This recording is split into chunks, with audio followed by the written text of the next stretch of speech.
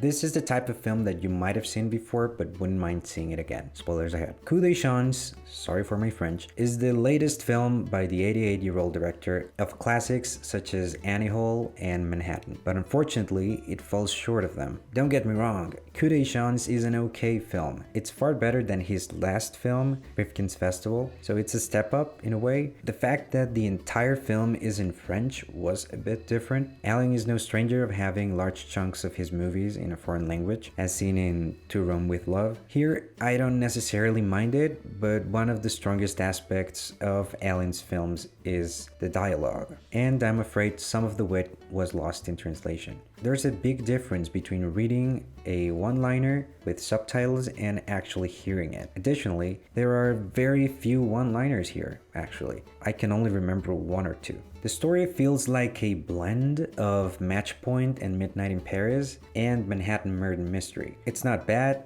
and it has its charm, but I keep feeling like this could have been much better. The acting is great. Fanny is an interesting character who lives bothered by the fact that she's a trophy wife, and the casting was spot on. The film is somewhat contained. It centers around 3 characters for most of the film until the last third. There were some moments in the first half of the film that reminded me of some of his best works. What really stands out is the brilliant cinematography by Vittorio Storaro. It features many interesting and descriptive shots and beautiful use of color and composition. It looks stunning, and it makes Paris look even better. Although I still think Midnight in Paris did a much better job at showcasing the city at its finest. And it's a much better movie too, by the way. Which leads me to the next question. Why Paris? Like, I understand the financial reasons behind it, but why is this movie set here and not in Manhattan? Story-wise, in the case of Midnight in Paris, it could have only been done in Paris because of all the history of the famous artists back then. But this one, perhaps having the dialogue not translated and set it in a more familiar city to the director, such as New York, could have mitigated some of the shortcomings of the story. I'm not trying to be harsh on the film. I liked it and enjoyed it, but as much as it is an above average rom-com, it keeps missing the mark of greatness. As always, thank you for watching. See you next time.